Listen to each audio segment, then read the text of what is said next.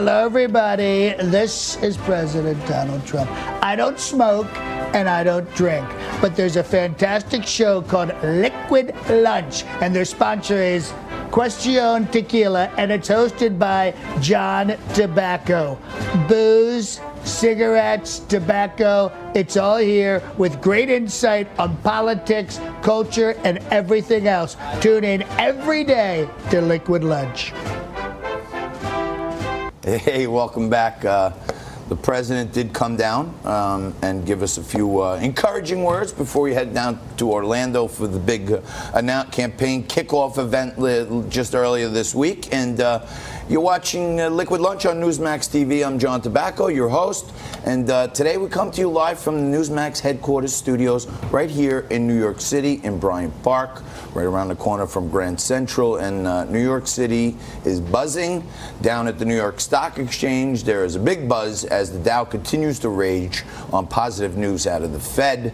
And as we speak, the Dow's at 26.6. I think a close this week above 26, even 27, could put it on another rocket path. And of course, Bitcoin, which we talk about every single day on Liquid Lunch, closed above 8,000 just a week ago, above 9,000 at 9,300 as we speak. And Bitcoin is on fire. Keep your eye on it. Make sure it's suitable. Don't invest in cryptocurrency unless you're prepared to lose every penny you put into it. Joining us today in the second segment with all this saber rattling going on over in Iran, it's Colonel Daniel Davis joins us. And Lieutenant Colonel Davis was in the U.S. Army for 21 years, multiple deployments, and he joins us today on Liquid Lunch. Lieutenant Colonel, thanks for joining us. Hey, it's good to be here. Thanks for having me.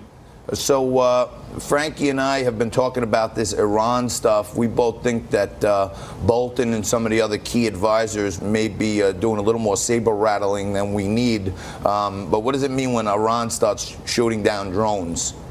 Well, what that means is that's the physical evidence that Pompeo and Bolton and anyone else thinking of those terms is pushing too hard. I've been saying this for for months now, that maximum pressure is bad if it turns into too much pressure. The whole thing about pressure is if you want to put enough pressure to induce an opponent to do something that you want them to do, but not too much that you force them into a corner to where they feel like it's an existential threat and the only thing left is for them to use a kinetic means of their own to try to defend their very lives. And that's where we're at right now.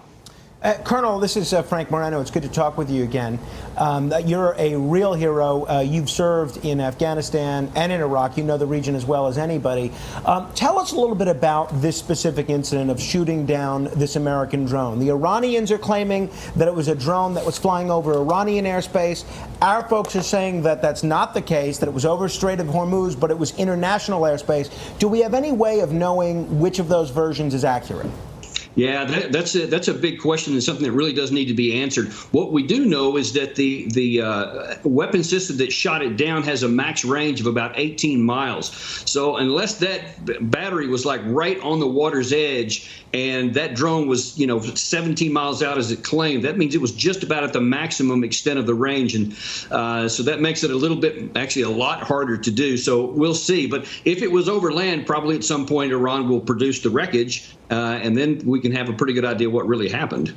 Colonel, there's all these kind of misreportings and different reportings of stories that maybe the people have questioned whether our intelligence committee has given intelligence community has given us the full story from someone who's been there, boots on the ground. We love to bring on people like you, and God bless you for your service to our country. But do you think we're getting the whole story right now? No, we're definitely not. I mean, you saw the most graphic depiction of that with Secretary Pompeo about a week or so ago when he listed off this long list of things. He said, oh, here's what Iran has done. They've done this and that and the other, as though that was the only thing that had happened. That's not going on in a vacuum. And from the Iranian perspective, these maximum pressure is actually strangling their economy, and it's potentially bringing them to a situation where they could be destroyed. That's how they view it, and they don't even shy away from both political and military members in Iran the so-called hardliners, the moderates, everyone is saying this is too much and it's potentially going to destroy us. So if you're feeling like you're going to be destroyed, then you lose your inhibition to use what military force you have. And that's why I say it's not in our interest at all to push them this hard, because it could cause the very thing we claim we want to avoid. Well, so one of those things that Secretary of State Mike Pompeo claimed, and there's a huge article in the New York Times today, was that Iran actually has a strong affiliation with al-Qaeda. Now, a number of other administration officials have gone before Congress and said there's an affiliation between Iran and al-Qaeda. Based on your knowledge of the situation, is that accurate? No, and I'll tell you what the real purpose of that is that they're trying to lay the case to where if they do use military strike, they don't have to follow the Constitution and the 1973 War Powers Act by getting permission from Congress. They'll claim that they're going to use the 2001 AUMF, which is, of course, absurd. But to say that Iran suddenly we discovered that they're supporting by al-Qaeda is just crazy. Now, we do have some examples in the past to where Iran didn't stop them when they had a chance, or they allowed them to do something, transit someplace or whatever, and that's bad. But that's a long way from being supportive of to use justification to attack them. So you think it's militarily, you think it's a stretch to start saying that Iran at some point in the past had an opportunity to stop al-Qaeda and they didn't, and rather than go to Congress, you think some of the hawks in the administration are going and circumventing that by calling them connected to terror? There's no question about it. I mean, Dick Cheney did exactly the same thing with Iraq in 2003, claimed the exact same connections. And, of course, we know that that turned out to be false. And to say that the Iranian government is allied with them is just crazy on the surface of it. It's just not true. And Colonel, if I may, we saw the story that Donald Trump has actually had to warn his aides about tamping down the rhetoric a bit. And I'm glad that we have somebody that has such good instincts about intervening in Middle Eastern wars as the commander-in-chief right now. But where should we go from here? Now, clearly, we've pulled out of the Iranian nuclear deal. They say that if we don't figure something out within a week or so, they're going to start enriching uranium. They may have been responsible for the attack on these two tankers, and now they've shot down an American drone. Now, what kind of message does it send to the international community if the United States says, oh, yeah, go ahead, attack your tankers, shoot down their drones, we're just going to shrug and not do anything?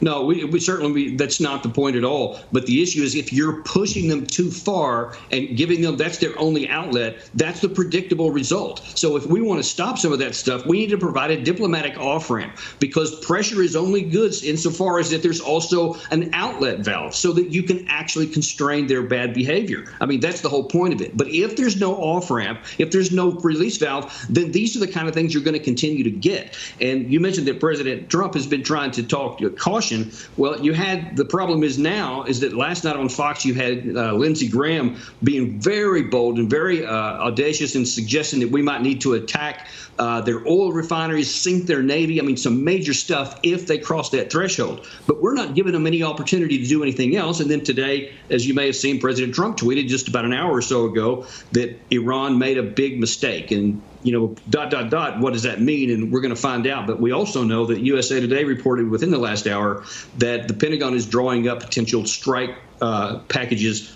For what reason, we don't know. But all this is going in a direction that would be very bad for American interests. Colonel Davis, Donald Trump ran last time on a country with borders and build a wall and talked about getting out of all these foreign wars. Should we be focused on bringing our men and women servicemen back home and protecting our borders more than this? Absolutely. I couldn't agree more strongly with that. That's why I voted for him. That was one of the things that allowed me to finally come down on his side, and I voted for him for that reason. But it seems like that we're doing everything we can against it. I mean, Trump said twice in 2018 that he was going to get our troops out of Syria, but they're still there, and there's every evidence they're going to continue to be there. If he's the commander-in-chief and he means what he says, then he needs to follow through with that and get it done, because all we do is continue to adopt strategic risk and have the risk that our troops get killed by enemy forces or rebel forces, and then it could possibly draw us into a war with Syria, with Iran, or even Russia, because they've got troops there too. So it's all a bad situation. I'd like to see him follow through and pull those troops out. Colonel Dan Davis, I want to thank you so much for coming down, telling it like it is. Whether we like it or not, we need the truth. We're talking to people who know where the rubber meets the road. You're one of them. We'll have Colonel Davis back on many times to give you the straight scoop on what's happening. Rob Hornak, after this, giving you the straight scoop on what the purple people are thinking. Liquid Lunch, right back. Show us your business. Email John Tobacco at jt@thetokenteam.com and you may get your chance to appear on Liquid Lunch Live.